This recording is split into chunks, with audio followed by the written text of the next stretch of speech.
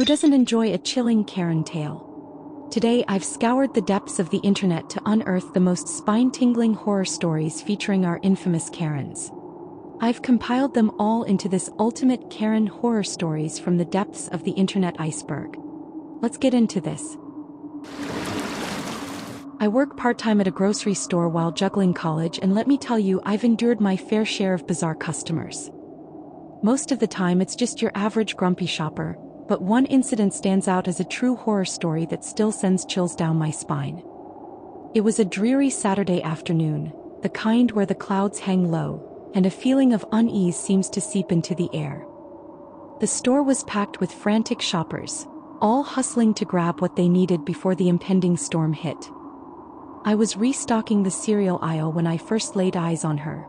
Let's call her Karen.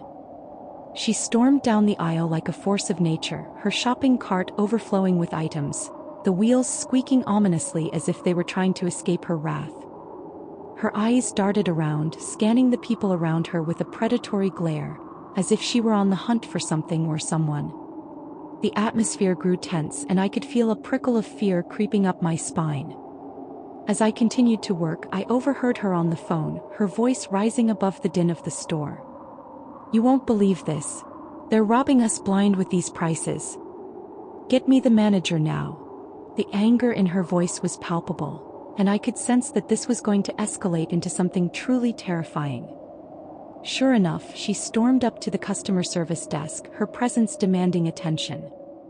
"Why is everything so overpriced?" she bellowed, her voice echoing through the aisles like a siren's wail.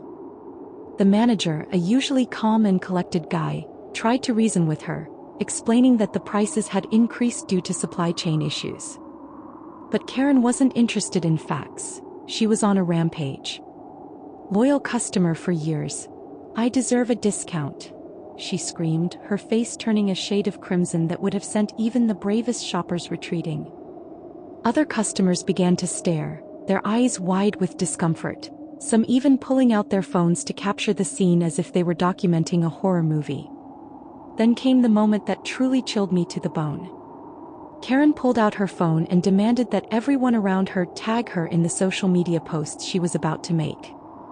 "I'm going to make this place infamous for all the wrong reasons," she shrieked, her laughter echoing like a madwoman's cackle. The sight was surreal and terrifying. It felt like we were all trapped in a nightmare that we couldn't wake up from. As her rant reached a fever pitch, I noticed other employees subtly backing away, their expressions a mix of fear and disbelief. It was as if she had cast a spell of chaos over the store, and we were all helplessly caught in her web of entitlement. After several agonizing minutes of her shouting and demanding attention, the manager finally offered her a small discount, hoping to quell the storm. She huffed, snatching the discount with a triumphant smirk, but as she turned to leave, she shot one last glare at the crowd, as if daring anyone to challenge her.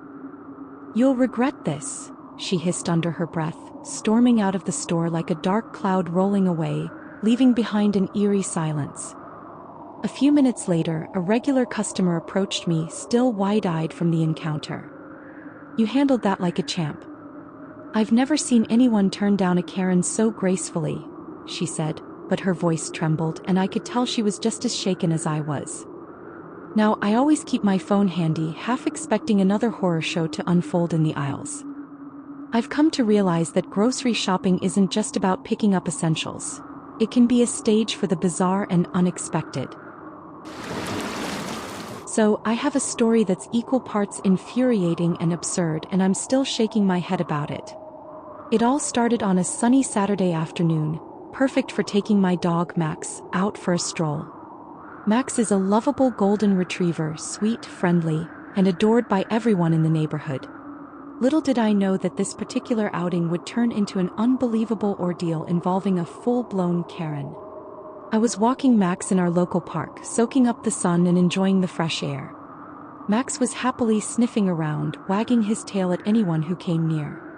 As we approached a small playground area, I noticed a woman sitting on a bench, glaring at us with a fierce intensity. Let's call her Karen. At first, I brushed it off as just a random passerby, but as we got closer, I could see her eyes narrowing and she was whispering something to the person next to her. I felt a chill run down my spine but tried to ignore it and focused on Max, who was obliviously enjoying his day. Suddenly, Karen jumped up from the bench and marched over to us. "Excuse me," she shouted, her voice dripping with entitlement. "That dog looks exactly like mine. Where did you get him?" I was taken aback. I adopted Max from a local shelter a year ago," I replied, trying to keep my tone calm. But she wasn't having it. "I don't believe you. That's my dog. I lost him a few months ago and I can prove it," she insisted, reaching out to grab Max's collar. I quickly stepped back, pulling Max away from her grasp. "Whoa, lady. You can't just claim someone else's dog. He's mine and I have the paperwork to prove it," I said, my heart racing.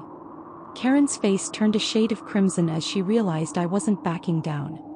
"I'm calling the police. You're stealing my dog," she screeched, pulling out her phone and dialing 911.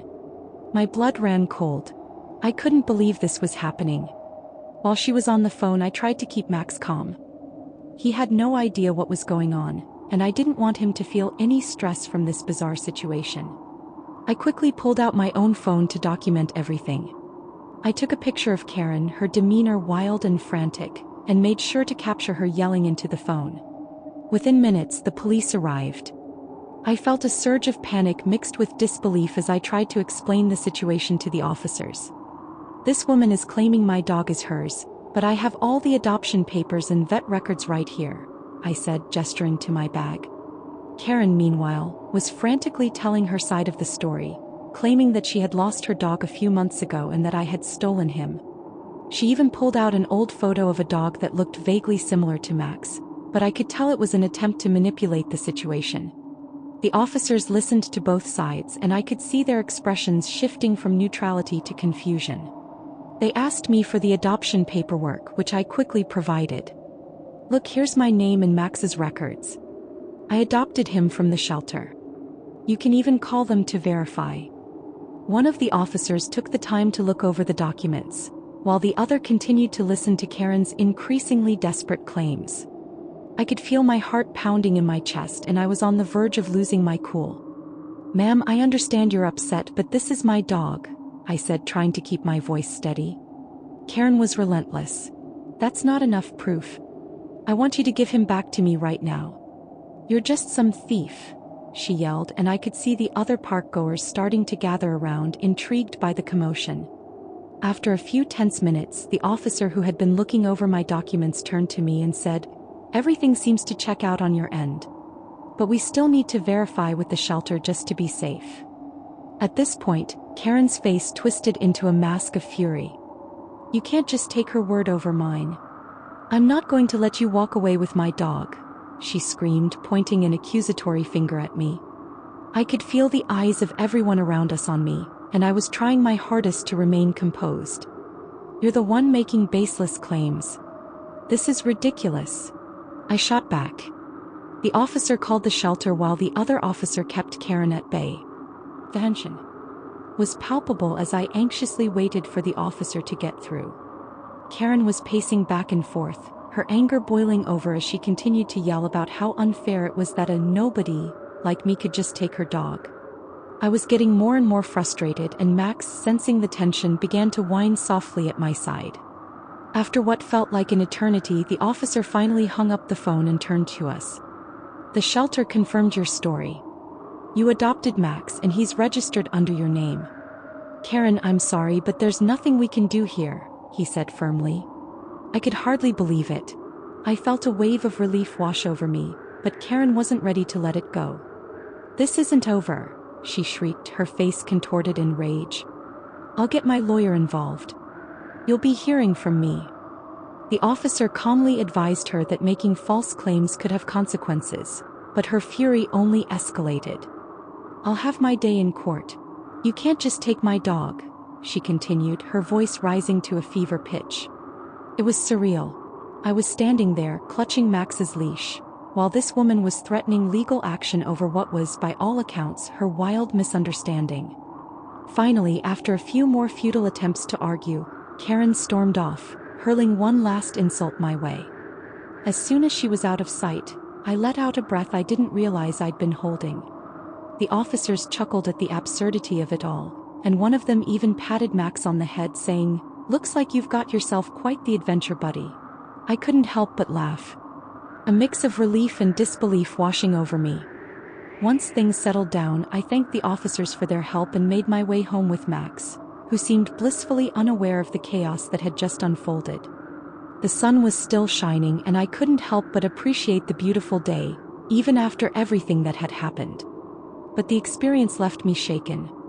I thought about how quickly someone could escalate a situation based on entitlement and misconceptions. I decided to take extra precautions moving forward, making sure to keep all of Max's paperwork accessible and even considering getting him a microchip for added security. Later that evening, I recounted the whole ordeal to my friends, who were equally horrified and amused. They couldn't believe the lengths Karen had gone to try and claim my dog. It almost sounded like a plot line from a bizarre movie. And the best part? A few days later, I received a message on social media from a local community group. Apparently, Karen had made a post, claiming she was wronged, and that she was going to take matters into her own hands. The comment section was a mix of people calling her out and others expressing their sympathy. It was a strange twist of fate, as it seemed her antics had backfired. So there you have it, my wild encounter with a Karen who tried to steal my dog. I still can't believe it happened, but it's a story I'll never forget. As I walked in, I noticed the place was buzzing with activity, families, students, and regulars chatting and enjoying their drinks. I queued up behind a group of friends, laughing and joking together. Everything seemed normal until a new customer walked in. I found out later that her name was Amy. So let's just call her Amy. Now, I know the Karen stereotype can sound cliché, but this woman fit the bill perfectly. She had that signature short haircut, oversized sunglasses, and an air of impatience that screamed entitlement. I watched as she approached the counter, her demeanor immediately shifting the atmosphere in the cafe. While I was waiting in line, I noticed a black family sitting at a nearby table enjoying their time together. They were laughing and chatting, completely oblivious to the brewing storm. Amy, on the other hand, had taken a seat near them and seemed to be staring daggers at the family. It was uncomfortable to say the least. As I got closer to the counter, I overheard Amy muttering under her breath. At first, I thought I was mishearing things, but then her voice rose above the ambient noise. "Can you believe they let those people in here?" she spat, her tone dripping with disdain. I felt my stomach drop. I turned to glance at the family, who were still blissfully unaware of the venomous words being spoken. As the barista called out the next order, Amy's agitation grew. "I swear this place is going downhill if they think it's okay to let them sit here," she said loudly enough for everyone to hear. The room fell silent and I could feel the tension thickening in the air. I wasn't the only one who noticed. Several people turned to look at Amy, shocked expressions on their faces. The black family finally caught wind of what was happening and glanced over, their smiles fading as they realized they were the target of Amy's hateful comments. I could see the confusion and hurt in their eyes, and it broke my heart. Feeling a surge of anger, I decided I couldn't just stand by and let this happen. I stepped forward, my voice steady but firm. "Excuse me, but that's completely unacceptable. You can't just come in here and make racist comments about people who are enjoying their time." Amy whipped around, her eyes widening in disbelief as if she couldn't fathom anyone challenging her. "I have a right to my opinion. If I don't want to be around them, that's my choice," she shot back, her voice rising in indignation. I could feel my blood boiling. "Your opinion is rooted in hate and it's not welcome here," I replied, trying to keep my tone as calm as possible. "This is a public space and everyone deserves to feel safe and respected." The barista, a young woman who had been listening to the exchange, chimed in. "Ma'am, we don't tolerate any form of discrimination here. If you can't be respectful, I'm going to have to ask you to leave." Amy's face flushed with anger, her entitlement completely rattled. "You can't kick me out. I've been coming here for years. This is ridiculous," she screamed, her voice echoing in the now quiet cafe. I stood my ground, feeling the support of the other patrons who were nodding in agreement with me and the barista. "You may have been a customer here for a long time, But that doesn't give you the right to demean others, I said firmly. At this point, the Black family had gotten up from their table and started to leave, clearly uncomfortable with the situation. I felt a pang of regret that they had to endure this nonsense and wished I could have done more to stand up for them. Amy continued to rant, but her voice was losing its power as more people began to speak up. "You're so rude. Why don't you just mind your own business?" she shot back at me, but the momentum had shifted. A few customers voiced their support, condemning her behavior and expressing how proud they were of the barista and me for speaking out. As the confrontation escalated, the barista called for the manager, who quickly assessed the situation. "Ma'am, I'm going to have to ask you to leave," he said firmly, standing behind the barista and reinforcing the cafe's commitment to maintaining a welcoming environment for all its patrons. Amy's face twisted in anger and disbelief as she realized the tide had turned against her. "You can't just throw me out. This is outrageous," she shouted, her voice shaking with frustration. The manager remained calm and resolute. "You're free to express your opinions, but when those opinions cross the line into hate speech, you are no longer welcome here. We value respect and inclusivity, and we will not tolerate discrimination in any form." With that, a few more patrons stepped forward, echoing their support for the manager's decision. "It's about time someone stood up to this kind of behavior," one woman said, her voice steady. Another man chimed in, "Everyone deserves to feel safe in this space." Amy, realizing she was outnumbered, huffed in frustration and turned to leave, muttering under her breath as she walked out. The moment she stepped outside, a wave of relief washed over the cafe. The barista, visibly shaken but proud, thanked everyone for their support. "We won't stand for hate in this cafe. Thank you all for speaking out," she said, her voice filled with gratitude. The Black family, who had been the target of Amy's vitriol, were still lingering by the door. I approached them, my heart heavy with empathy. "I'm really sorry you had to experience that. It's not a reflection of the community here," I said, hoping to offer some comfort. One of the family members smiled gently and replied, "Thank you. We appreciate you standing up for us. It's nice to know there are people who care." As I returned to the counter to grab my coffee, I felt a sense of camaraderie with the other patrons. The cafe, usually just a place for coffee and conversation, had transformed into a space of solidarity that morning.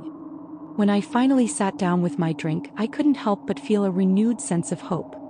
If more people stood up against hate and intolerance, maybe we could start changing the narrative in our communities. I had just gotten this really expensive skateboard for my birthday, like top of the line. I'd been saving and dreaming about it for ages. It was my pride and joy, and I took it everywhere. One sunny afternoon, I was riding it at the local park when I noticed a woman and her son eyeing my skateboard. Timmy was probably around 10 and looked like he wanted to jump on it and ride off into the sunset. I didn't think much of it at first, just chalked it up to kids being kids. But then out of nowhere, Karen approaches me, all smiles and sunshine. "Oh, what a lovely skateboard. My son just loves skating. Isn't that right, Timmy?" she says, nudging him forward. Timmy gives me this look like he's already plotting to take it for a spin. I politely replied, "Thanks. I just got it and I'm still getting used to it." I was hoping she'd get the hint, but no. Instead she says, "I'm sure Timmy would love to try it out. Just a quick ride, right?" Now, I don't know about you, but there's no way I'm letting some random kid ride my brand new skateboard. So I shook my head and said, "I'm really sorry, but it's pretty new, and I'd rather not let anyone else ride it just yet." You'd think that would be the end of it, but Karen's reaction was absolutely ridiculous. She huffed and puffed, crossing her arms like a toddler having a tantrum. "What's the big deal? It's just a skateboard. Don't be selfish, he's just a kid."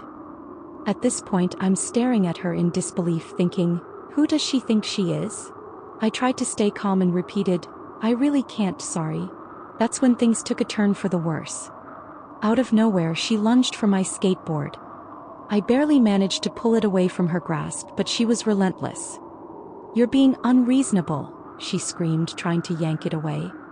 I was shocked and shouted back, "This is my skateboard. You can't just take it." She finally stepped back looking furious and then she started to cry. Like full-on tears streaming down her face. I can't believe you'd do this to my son. You're ruining his childhood. Then, as if on cue, she whipped out her phone and called the cops, claiming I was trying to assault her and steal her son's happiness. I couldn't believe it. I've never had to deal with something like this before. While waiting for the police, a few other parkgoers gathered around, watching this whole scene unfold. They were just as baffled as I was. When the cops finally arrived, Karen was still sniffling, trying to paint herself as the victim. I explained my side of the story and the officers looked at Karen like she was the crazy one. They told her that trying to steal someone's property wasn't okay and that they wouldn't be filing any reports. Eventually, Karen huffed off with Timmy in tow, still complaining about how I ruined her son's day. I couldn't believe what just happened. So yeah, that's my Karen horror story. Okay, so I've got a story that still makes me cringe every time I think about it. It involves my mom, who has definitely earned the title of Karen, and a simple trip to McDonald's that turned into an absolute circus. So, it was a Friday evening and I had just finished a long week of work. I was looking forward to unwinding with some fast food, so I asked my mom if she wanted to join me for a quick bite. She's always down for McDonald's, so off we went. We got to the drive-thru and I placed our order. A Big Mac combo for me and a quarter-pounder combo for her. I asked for my fries to be large and hers to be small. Everything seemed fine until we got to the window to pick up our food. When the worker handed us our bags, I noticed right away that my fries were small instead of large. I shrugged it off, thinking it wasn't a big deal. After all, I was hungry enough that I'd eat them in no time. But my mom, sitting in the passenger seat, had other ideas. As soon as we pulled away from the window, she glanced in the bag and immediately flipped out. "Excuse me, they gave you small fries instead of large. You need to go back and fix this," she said, her voice rising with indignation. I tried to calm her down, saying, "Mom, it's really not that big of a deal. I can just ask them to fix it next time we're there." But no, she was having none of it. "You're paying for it. You deserve what you ordered." So, begrudgingly, I turned the car around and headed back to the drive-thru. I could feel the anxiety bubbling up inside me, knowing how she tends to escalate situations. When we got back, she rolled down her window and leaned out, ready to unleash her fury. The same worker from before greeted us with a friendly smile. "Hi there. How can I help you?" Before I could even speak, my mom jumped in. "You gave my son the wrong size fries. He ordered large and this is completely unacceptable," she exclaimed, crossing her arms and tapping her foot impatiently. The poor kid, probably no older than 17, looked completely taken aback. "I'm so sorry about that. Let me check the order," he said, trying to be courteous. He pulled out our receipt and glanced at it.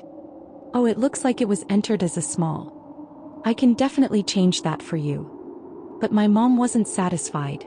"You need to be more careful. This is a simple order and you messed it up." "How hard can it be?" she snapped, and I could feel my face turning red with embarrassment. At this point, I was mortified. I was cringing in my seat, wishing I could disappear. "Mom, it's okay. He's fixing it," I whispered, hoping she might just drop it. But no, she continued. "You don't understand how frustrating this is. My son works hard for his money and he deserves to get what he ordered. It's not fair." The worker, still trying to maintain his composure, nodded along. "I completely understand, ma'am. I'm really sorry for the mix-up. I'll get you a large fry right away." Instead of thanking him, my mom kept going. "You should really be more attentive. This isn't the first time I've had issues here. Your management needs to do better." I was cringing harder than ever, wishing I could just pull her back into the car and drive away. I could see other customers in their cars looking over, some even shaking their heads at my mom's behavior. I felt so embarrassed and I couldn't imagine how the worker felt having to deal with this. Finally, after what felt like an eternity, the worker came back with a large fry, looking a bit nervous but trying to keep a smile on his face. "Here you go, ma'am. I really apologize for the error. Thank you for your patience." My mom snatched the fries from him, barely acknowledging his effort. "You better make sure you get it right next time," she huffed, and I could feel my face burning with shame. As we drove away, I sat in silence, processing what had just happened. My mom, still on a roll, started talking about how she couldn't believe the service nowadays and how people just don't care. I couldn't help but interject. "Mom, it was just a mistake. He was trying his best." Her response, "If." At that point, I didn't know whether to laugh or cry. I mean, I get wanting to stand up for yourself, but this felt like overkill for a small fry. I took a deep breath to calm my nerves. I get that, but sometimes it's just not worth the trouble. "He was just a kid trying to make a living," I said, hoping to redirect the conversation. She waved her hand dismissively. "That's exactly the problem. Too many people are just getting away with being careless. What kind of lesson does that teach?" I was starting to think we were never going to see eye to eye on this one. I just wanted to enjoy our meal without the added drama. So I changed the subject and tried to lighten the mood by asking her about her week. For a moment, it seemed to work, and we talked about her gardening and her latest book club read. But as soon as we got home and settled in with our food, she couldn't resist bringing it up again. I think I should write a letter to that McDonald's manager. They need to know how their employees are treating customers." I facepalmed. "Mom, please don't. Just let it go. It's not worth it." She looked at me incredulous. "You're saying I should just let them get away with treating people poorly? What kind of message does that send?" I tried to explain that there are battles worth fighting and sometimes it's okay to let small things slide. But my mom was adamant. If we don't speak up, nothing will ever change. That night, I went to bed feeling a mix of embarrassment and exasperation. I loved my mom, but her Karen tendencies were something else. The whole experience had me questioning how I would handle similar situations in the future. The next day, I decided to take a break from fast food for a while and opted for a home-cooked meal instead. I needed to reset after that McDonald's trip. Fast forward a week and I'm scrolling through my social media feed when I come across a post from my mom. It was a picture of a large bag of McDonald's fries with the caption, "Shout out to the McDonald's on Main Street for their exceptional service. They made my son's day by fixing his order quickly." I couldn't believe it. Apparently, she had decided to write a letter to the manager after all, but this time, it was a positive one. My heart swelled with relief and a bit of laughter. I guess she realized that not every situation needed to be a standoff. In the comments, her friends were praising her for being a good citizen and for standing up for the little guy. I shook my head, both amused and proud. Maybe my mom wasn't a full-on Karen after all, just a passionate person who sometimes needed a little perspective shift. So, I've got a story that still makes me shake my head in disbelief. It all went down last Saturday at my local skate park, and let me tell you, it was something straight out of a bad comedy. I was hanging out with some friends and watching a group of kids skateboarding. They were probably around 10 or 11 years old, just having a blast trying to master their tricks on the ramps and rails. The energy was great, and it was awesome to see them supporting each other as they fell and got back up again. Out of nowhere, this guy, let's call him Male Karen, shows up. I mean, he looked like he was in his mid-40s, decked out in cargo shorts and a shirt that screamed, "I have a lot of opinions." He didn't seem to be there to skate. He just had this intense look on his face, like he was on a mission. As he approached the kids, I could feel the vibe shift. They were laughing and cheering each other on, and he definitely didn't like it. He stood there for a moment, arms crossed, watching them closely. Then, without any warning, he started shouting, "Hey! You kids need to stop this right now. This is a skate park, not a playground." The kids paused mid-trick, looking confused. I mean, they were literally doing what the park was designed for.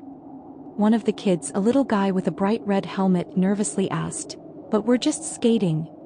We're allowed to be here, right?" Male Karen wasn't having it. "You're being too loud. You're going to get hurt. This is a public space and I'm sick of you kids ruining it for everyone else." At this point, I could see that the kids were starting to get upset. They were just trying to have fun, and here was this grown man yelling at them. I stepped forward, trying to defuse the situation. "Hey man, they're just kids having fun. It's a skate park, that's what it's for." But Male Karen wasn't interested in hearing any reason. He turned to me, pointing aggressively. "You're part of the problem. You're just encouraging them. They need to learn some respect." I couldn't believe my ears. Respect? They're just enjoying themselves. No one's getting hurt. I replied, trying to keep my cool. Meanwhile, the kids were starting to look scared, and it was breaking my heart to see their smiles fade. Out of nowhere, he started pacing back and forth, yelling more nonsense about how kids today have no discipline, and back in my day we respected our elders. It was honestly absurd. That's when I noticed other skaters in the park starting to gather around, intrigued by the spectacle. Some were laughing while others were just shaking their heads in disbelief. A few older teens even started chanting, "Let them skate. Let them skate," which seemed to agitate male Karen even more. Realizing he was losing control of the situation, male Karen suddenly turned his attention back to the kids. "If you're going to keep skating, at least do it quietly. This isn't some circus." One of the older kids, maybe about 14, finally spoke up. "Dude, chill out. We're just having fun. If you don't want to watch, you can leave." I couldn't help but grin a little at the kids' bravery. It was like watching a young David take on a very confused Goliath. But male Karen wasn't ready to back down. He puffed out his chest and shouted back, "I'll leave when I want to. You're all just a bunch of disrespectful punks." At that point, I decided enough was enough. I stepped in and said, "Look, we get it. You're upset, but you're yelling at kids who are just trying to enjoy their day. How about you take a deep breath and let them skate? You can join in if you want." Finally, a park employee who had been observing the whole debacle walked over and intervened. "Sir, this is a skate park and these kids have every right to be here. If you continue to cause a scene, I'll have to ask you to leave." Male Karen's face turned a bright shade of red, and for a moment, I thought he might explode.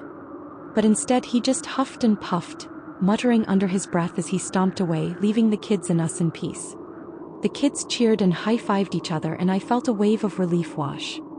One of the younger kids turned to me and said, "Thanks for standing up for us. That guy was a total buzzkill." I couldn't help but smile. Their energy was infectious. I told them it was no problem, it's always worth it to stand up for what's right. As the afternoon wore on, more skaters joined us, and the park became a lively hub once again. It was so heartwarming to see the community come together, sharing tips and tricks, and encouraging each other to push their limits. I even joined in for a bit, trying to land a few tricks myself. Just when I thought we were in the clear, I spotted male Karen lurking at the edge of the park, arms crossed and still looking grumpy. A couple of older skaters noticed him too and started joking around about the grumpy old man, in a way that was lighthearted and funny. It felt good to see everyone bonding over the absurdity of the situation. Eventually, one of the older skaters, who had a knack for making peace, walked over to male Karen. He calmly asked, "Hey man, what's up? You okay?" Surprisingly, male Karen seemed taken aback by the kindness. He mumbled something about kids these days, and how they never listened. But instead of escalating, the skater just nodded, maintaining a friendly demeanor. "I get it, man. Sometimes it can be a little overwhelming. But you know, they're just trying to have fun, and this park is meant for that. You should come and try it out sometime." To my shock, male Karen didn't get defensive. He actually softened a bit and muttered something about how he used to skate back in the day, but it wasn't the same anymore. The older skater smiled and said, "Why not give it another shot? We'd love to have you join us." It was a small moment, but it felt like a victory. It was nice to see someone trying to bridge the gap instead of making things worse. As the sun began to set, illuminating the park in a golden glow, I thought maybe, just maybe, male Karen would come around. After a while, I noticed he had walked away, and I couldn't help but feel a little bad for him. Sure, he'd acted like a jerk, but maybe he just needed a reminder of what it was like to have fun and be part of a community. As the day wrapped up, I felt grateful for the camaraderie among the skaters and the chance to stand up for the kids. It was a reminder that sometimes, all it takes to turn a negative situation around is a little kindness and understanding. And hey, even if we had encountered a male Karen, we wouldn't let that ruin our day. Instead, we found a way to lift each other up, and that's what community is all about. I was at my local park on a sunny Saturday afternoon, just chilling on a bench with my Nintendo Switch. I had just finished up a match in Splatoon number 2 and was feeling pretty good about myself. I noticed a few kids playing nearby, laughing and having a great time. There was one kid in particular who seemed super into his game of tag, and I couldn't help but smile. But then out of nowhere, this woman storms onto the scene. Let's call her Karen. She had that classic Karen vibe. The short, choppy haircut, oversized sunglasses, and a tone that made it clear she thought she owned the place. She was dragging along her kid, who looked to be around 8 years old, and he seemed a bit shy and overwhelmed by his mom's energy. I was just about to dive back into my game when Karen approached me, arms crossed and a frown plastered on her face. "Excuse me, but is that a Nintendo Switch? My son is dying to play one of those." I smiled politely, thinking she was just going to ask about it or maybe for some recommendations. "Yeah, it is. They're really fun. I love playing Zelda and Splatoon on it." But instead of asking to try it out or anything reasonable, she blurted out, "I think you should let my son borrow it for a bit. He really wants to play and you're just sitting there." I blinked in disbelief. I'm sorry, but this is mine. I'm in the middle of playing it." Her face turned crimson. "That's incredibly selfish. Kids these days just want to have fun and you're hogging it all for yourself." At this point I was just baffled. I tried to explain that I had saved up for it and that it wasn't something I could just hand over, especially to a stranger's kid. But Karen wasn't having it. She turned to her son and said, "See?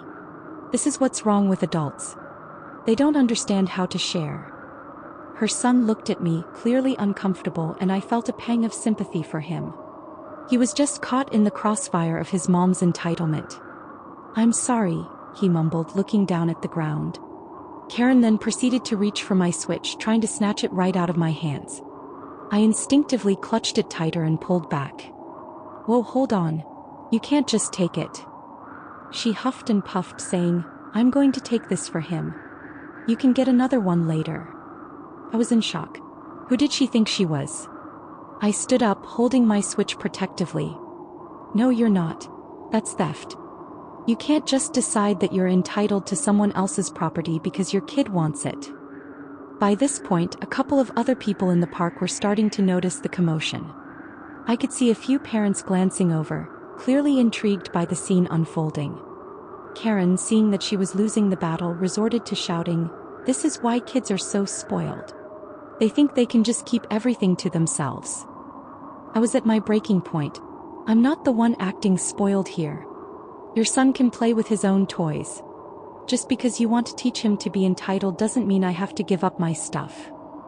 Finally, a nearby dad stepped in, trying to defuse the situation. "Hey lady, maybe you should chill out. Nobody owes you or your kid anything." Karen shot him a glare, but it seemed to knock some sense into her. She huffed again, muttering something about ungrateful kids and selfish adults, before grabbing her son's hand and storming off.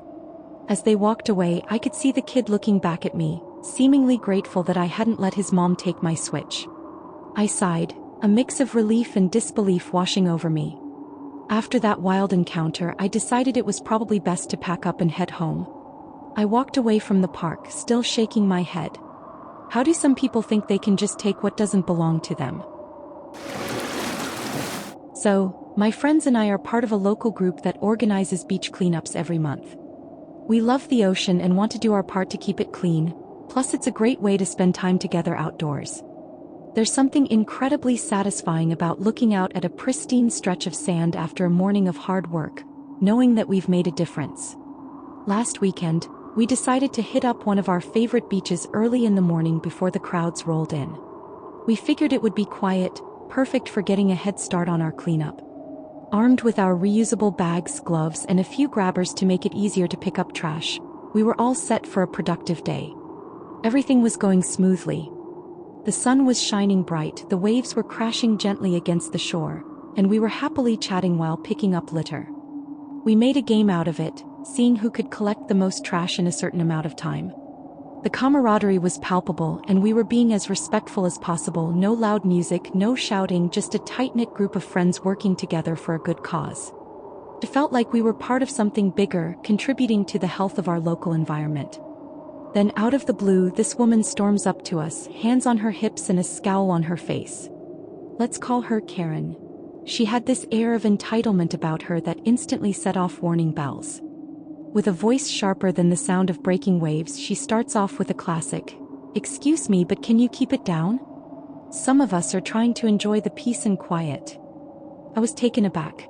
We were literally just picking up garbage. I politely explained, "We're actually doing a beach cleanup. We're trying to help keep the beach nice for everyone." I figured that maybe if she understood our intentions she would calm down. But instead she rolled her eyes like I just told her I was a rocket scientist or something equally absurd. "Well, I don't want to hear you chatting or whatever you're doing. This is a public beach and I deserve some peace." At that point I thought maybe she just had a bad morning and needed to vent. I mean, we've all had those days, right? So I tried to reason with her, saying, "We're just trying to make a difference. It's early and we're being as quiet as we can." But Karen wasn't having it. She started waving her arms around dramatically, like she was conducting an orchestra of annoyance, saying, "You should just go home. You're ruining the beach vibe with your noise. I'm going to call the authorities if you don't stop." I couldn't believe it. Call the authorities? For picking up trash? I glanced around and noticed that a few other beachgoers were starting to look over, clearly confused by this confrontation. It felt surreal, like something out of a sitcom. One of my friends chimed in, sensing the absurdity of the situation. "We're not being loud at all. In fact, we're trying to make this place better for everyone." Karen huffed and stomped her foot like a toddler denied a cookie. "Better? You're just making it worse for those of us who want to relax. If you don't leave, I'll make sure to get this whole thing shut down." At this point, I was torn between wanting to laugh at how ridiculous she was and feeling frustrated by her entitlement. I decided to take the high road, knowing that engaging further might just escalate things. "Look, we're not trying to disturb anyone.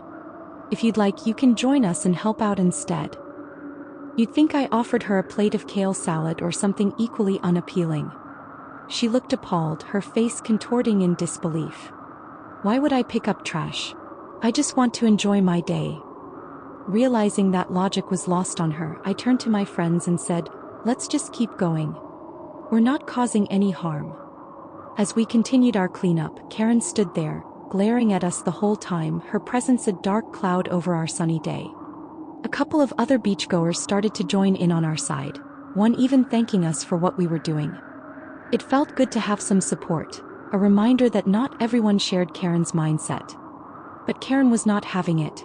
She crossed her arms and glared, muttering under her breath. Finally, after what felt like an eternity, Karen stomped off, muttering about how this beach is going downhill, and how people used to know how to relax. It was almost comical how out of touch she seemed. In the end, we wrapped up our cleanup, feeling a mix of relief and triumph. We collected several bags of trash, transforming the beach back into the beautiful space we all loved. After taking a group photo to commemorate our hard work, we celebrated with some snacks that we had packed, a perfect way to end the morning. As we munched on our treats and shared laughter over the absurd encounter with Karen, I felt a sense of camaraderie and purpose among my friends. As we were leaving, I couldn't help but shake my head about the whole encounter. Who knew that picking up trash could lead to such drama? It struck me how a simple act of kindness could sometimes be met with such hostility. It was a stark reminder that not everyone sees the world through the same lens, and that some people would rather complain than contribute. However, I also felt hopeful.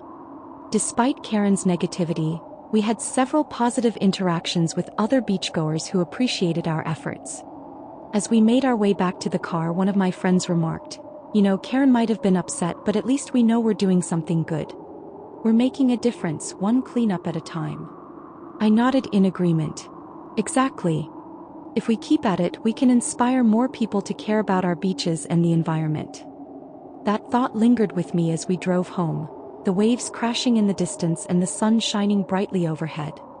Each month, our little group of friends was committed to making a positive impact, and that was what truly mattered. In the grand scheme of things, Karen was just a minor blip on our radar, a reminder that while some people might resist change or kindness, there are plenty of others who appreciate the effort. And with that realization, I felt empowered to keep pushing forward. So this happened a while back and I still can't believe it. I drive a pretty nice car, nothing too flashy but definitely above average. I had just parked it outside a coffee shop and was waiting for my order when I noticed this woman, let's call her Karen, eyeing my car like it had just abducted her dog. At first, I thought nothing of it. I was just enjoying my coffee and scrolling through my phone when suddenly I hear a loud voice. "Excuse me, is that your car?" I looked up to see Karen standing next to my car, arms crossed and a scowl on her face. "Yeah, it is," I replied, trying to keep it casual. Her eyes widened and she practically shouted, "You didn't steal it, did you? I can't believe someone like you would own a car like that." I was taken aback. "What do you mean, someone like me?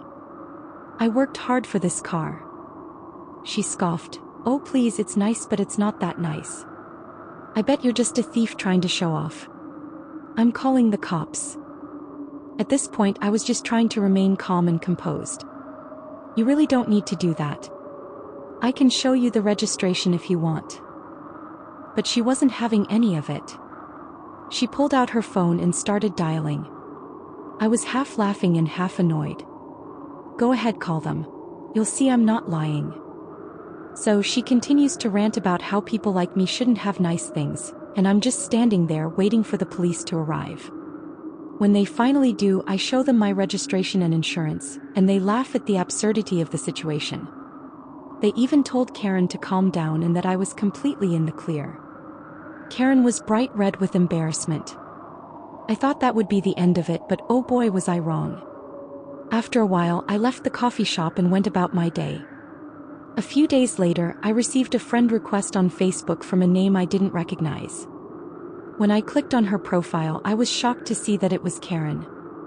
I wasn't about to accept the request, but curiosity got the better of me and I decided to check her out. Her profile was filled with a mix of passive-aggressive posts about entitled people and how to spot a thief, which was just bizarre. But it got weirder. She started commenting on my posts, making snide remarks about my car and how I was living above my means. It escalated to the point where she would comment on every single post I made, even ones about completely unrelated topics. "Must be nice to waste money on a car when there are people starving," was one of her classics. I tried to ignore it, but it felt like she was lurking around every corner of my social media. Eventually, I had to block her, which I thought would put an end to it. But no, she created a fake account to keep stalking me. I started getting weird DMs from friends, asking if I was okay because they saw my posts and thought I was showing off. It was honestly one of the creepiest experiences I've ever had. I ended up having to make my profile private and limit who could see my posts. All of this over a car that I paid for with my hard-earned money.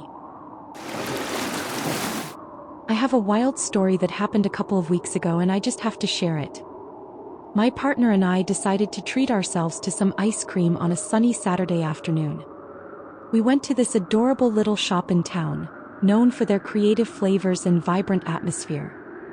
We were excited to try some new combinations.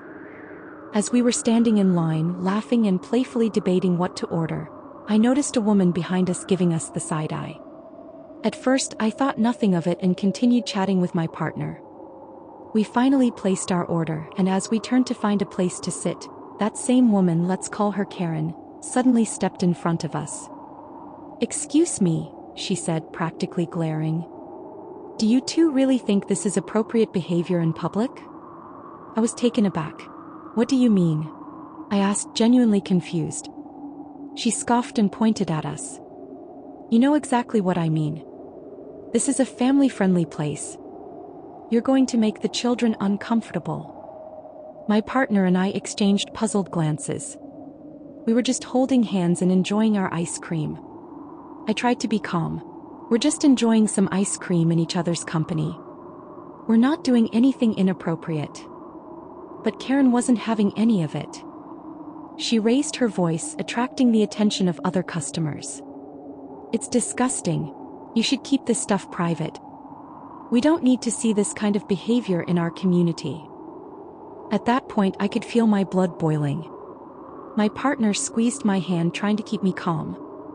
"Ma'am, we're not hurting anyone. We're just here to enjoy our ice cream like everyone else." Karen wasn't backing down. "I'm going to report you. This isn't right." A couple of people nearby started to chime in, some supporting us and others looking uncomfortable.